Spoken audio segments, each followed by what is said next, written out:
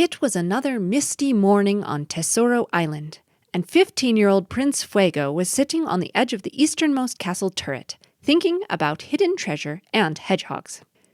He was sitting on the edgiest edge of the turret, just below the window where you could look out to see bad guys coming up the hill toward the castle and throw squishy fruit at them to make them stay away.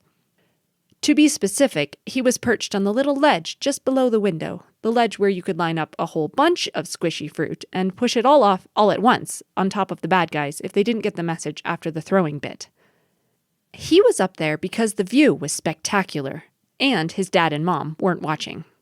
And because he had been a dragon a few minutes ago, which had made it easier to fly up to the turret and land on the stone-shingled roof. It hadn't been quite as easy to turn back into a human prince and keep his balance while shimmying down the roof to the window and the skinny ledge, but he had managed, because he was strong and brave, and not afraid of heights like his older sister Hoya.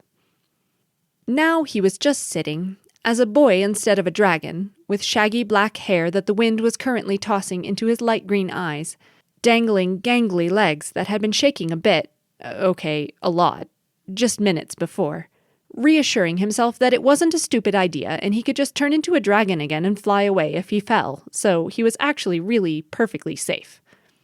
He gazed off toward the morning mists flitting through the tops of the trees of the eastern forest, and thought about hidden treasure again. Not just any hidden treasure. The amazing Treasure of Tesoro Island, the one his grandfather, King Theodore, had found almost 20 years ago on one of his exploring adventures, somewhere away off in the island's interior. The king had mysteriously disappeared after that adventure, leaving behind only a cryptic message that had floated down one of the streams to the Cambiador castle. His son Leon, Fuego's dad and the current king, had fished the bottle out of the stream just before it washed out to sea, but not in time to save most of the message. All that was left after the water damage was Grandpa Theo's kingly signature and a few enigmatic words. "Have to stay.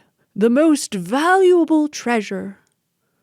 At least, that was the story that had made its way down over the years, told to bright-eyed toddlers who preferred adventure over sleep. Now, many sleepless nights later, this bright-eyed prince was ready to find out if the story was true.